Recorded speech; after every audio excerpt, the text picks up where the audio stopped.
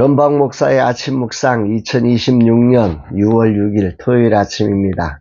오늘은 시편 139편 1절로 24절 말씀을 통해서 시선이 좁아진 때, 이런 제목으로 말씀 묵상의 은혜를 나누겠습니다. 주일을 준비하는 날입니다. 주님이 기쁨으로 받으실 그런 예배자로 잘 준비되어지는 하루가 되기를 기도합니다. 어제는 금요 세미나로 김성일 목사님을 모시고 성령과 교회라는 주제로 은혜 충만한 시간을 가졌습니다. 그리고 한 목사님께서 풍성하고 건강한 식사를 준비해 오셔서 영육간 강건함을 얻는 시간이 되었습니다.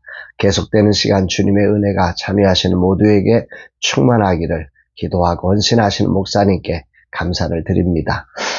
이날 주님 어떤 말씀으로 인도하실까? 시편 139편에 대해 존 칼뱅을 비롯한 보수적 주석학자들은 다윗이 사울의 추격을 받던 시절이나 혹은 인생의 후반기에 압살롬의 반역과 대적들의 은밀한 모함, 거짓 고발로 인해 정말 사면초가의 위기에 빠졌을 때 지어진 시다, 이렇게 보고 있습니다.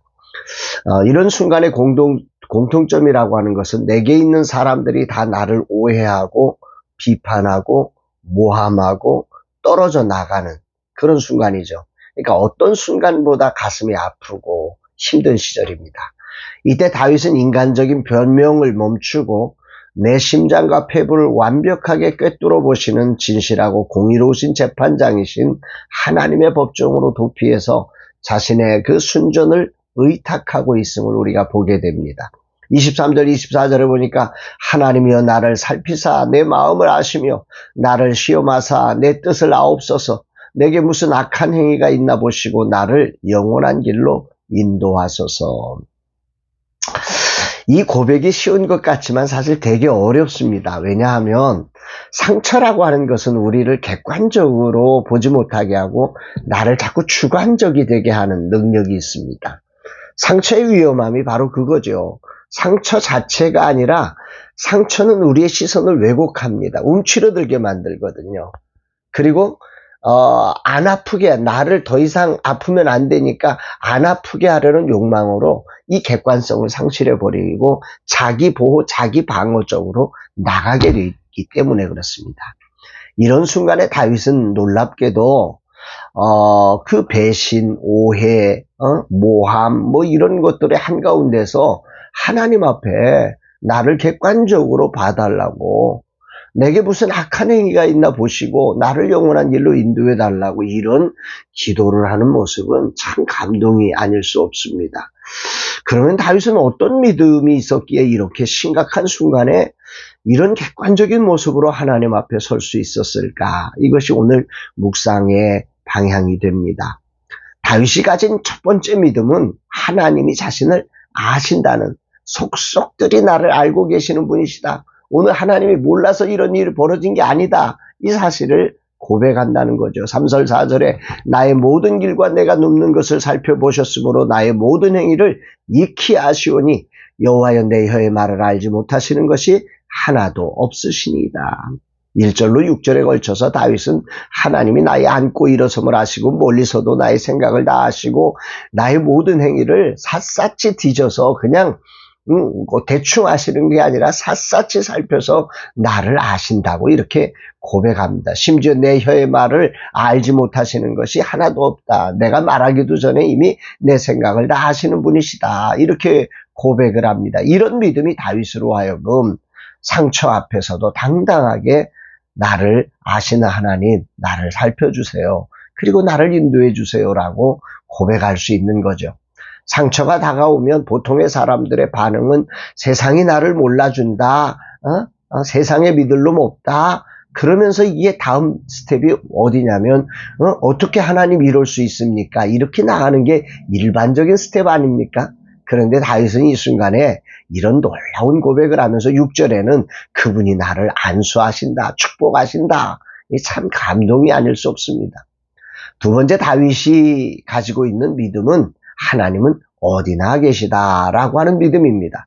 7절로 8절에 보니까 내가 주의 영을 떠나 어디로 가며 주의 앞에서 어디로 피하리이까 내가 하늘에 올라갈지라도 거기 계시며 수월에 내 자리를 펼지라도 거기 계시니이다. 내가 바다 끝에 가 있을지라도 하나님은 거기 계시고 오른손으로 나를 붙잡으신다고 이런 고백을 하지요. 놀라운 것입니다. 심지어 12절에는 흑암이 주님 앞에서는 빛과 같은 이다. 아무리 어두워 보여도 하나님은 빛처럼 그 사실을 알고 계시기에 그렇게 그분은 거기 계시기에 한 이 믿음으로 자신의 삶을 하나님 앞에 쫙 펼치는 주관성이 아니라 객관적으로 하나님 앞에 하나님의 법정에 올릴 수 있는 이게 진정한 믿음의 모습이 아닌가 이렇게 생각을 해보게 되지요. 세 번째로 다윗이 가진 믿음은 나를 창조하시고 나를 향한 생각이 셀 수 없이 아름답고 많다는 믿음입니다. 17, 18절 하나님이여 주의 생각이 내게 어찌 그리 보배로우신지요. 그 수가 어찌 그리 많은지요. 내가 세려고 할지라도 그 수가 모래보다 많도소이다. 내가 깰 때 여전히 주와 함께 있나이다. 놀랍지요. 세상은 우리를 효율성의 숫자로 계산합니다. 하나님은 그러나 우리를 향해 모래알보다 더 많은 보배로운 생각을 가지고 계신 분이라. 오늘 다윗은 이런 믿음으로 세상에서 다윗은 이미 세상의 평가 앞에 이제 다윗은 한물 갔어. 이젠 다윗이 이제 끝났어. 뭐 이런 그 시대의 흐름 속에 수많은 사람들이 자기에게서 떠나가고 있는데 그러나 그 순간에 이 하나님의 생각을 붙들 수 있다는 이 믿음 놀라운 거지요. 내 힘이 다 빠지고 절망의 밤을 통과해도 내가 다시 눈을 뜨는 그 새벽에 내가 눈을 뜰 때에 내가 깰 때에 그 하나님의 그 인자하심 속에 주님이 펼치시는 새로운 세상이 있을 것을 믿는 이 믿음이 하나님의 법정으로 올라가는 위대한 주관성을 떠나서 하나님의 시선으로 세상을 보게 되는 위대한 믿음이 아닌가 싶습니다. 삶을 살면서 나이가 든다는 것은 시선의 좁아짐을 경험하는 겁니다. 당연하지요. 능력이 작아지고 힘도 작아지고 생각도 작아지고 볼 수 있는 것도 작아지니 시선의 작아짐은 너무 당연한 겁니다. 상처의 자리, 실패의 자리는 우리 할 수 있는 선택이 좁아짐을 의미하는 거지요. 이런 순간 다윗은 오히려 창조하신 하나님 그리고 나를 향해 보배로운 생각을 하시는 하나님을 향하며 나를 향한 주의 생각이 바다의 모래보다 많음을 깨닫고 누구도 상상할 수 없는 차원으로 생각의 폭을 넓히고 시선의 높이를 올리며 정말로 위대한 결단을 향하고 있다는 게 이게 믿음의 영광이 아니겠는가 생각이 됩니다. 오늘 이 말씀이 내게 많은 도전과 영감을 줍니다. 나의 믿음은 어떤 믿음인가? 세상과 오늘의 내 현실 그리고 삶이 준 상처들로 인해 나는 지금 어떻게 나아가고 있는가? 이런 현실에 가려지고 왜곡되고 좁아진 시선으로 오늘을 살고 있는지 주님이 물으십니다. 나의 믿음은 너의 생각과 시선에 어떤 변화를 주고 있느냐? 주님이 물으지요. 나를 아신 하나님, 나의 삶의 자리가 어디든 그곳에 계시며 오른손으로 붙드시고 흑암조차 밝히신 하나님, 그리고 나를 신묘막측하게 지으시고 나를 향한 생각이 바다의 모래보다 많으신 하나님. 다윗은 이런 하나님을 믿음으로 그 많은 대적으로 인해 주저앉지 않고 그 한가운데서 자신을 살펴달라고 당당하게 외치며 일어났습니다. 그는 엄청난 문제를 하나님과 나와의 관계의 문제로 가져오는 놀라운 믿음이 있었던 거지요. 이게 믿음의 가치입니다. 그 어떤 상황에도 하나님과 나와의 관계가 열려 있다면 이게 믿음 아니겠습니까? 주님 오늘도 내게 이 믿음을 있게 하옵소서. 오늘도 하나님 앞에 이런 믿음으로 서는 자 그리고 이 믿음으로 정말 시선의 높이와 폭과 깊이를 달리하며 믿음으로 살아가는 복된 날 되게 하옵소서. 이런 고백을 올려드리게 됩니다.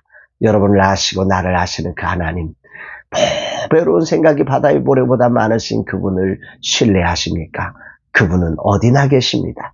우리가 바다 끝에 가 있을지라도 하나님은 거기 계시고 오른손에 그 굳건한 팔로 우리를 붙들어 주신 하나님이심을 믿으시며 이 시선의 확장을 통해 믿음의 확장을 통해 오늘도 주와 함께 정말 주 앞에 서서 위대한 승리를 만들어가는 다윗과 같은 삶 사시기를 주의 이름으로 축복합니다. 사랑합니다, 여러분.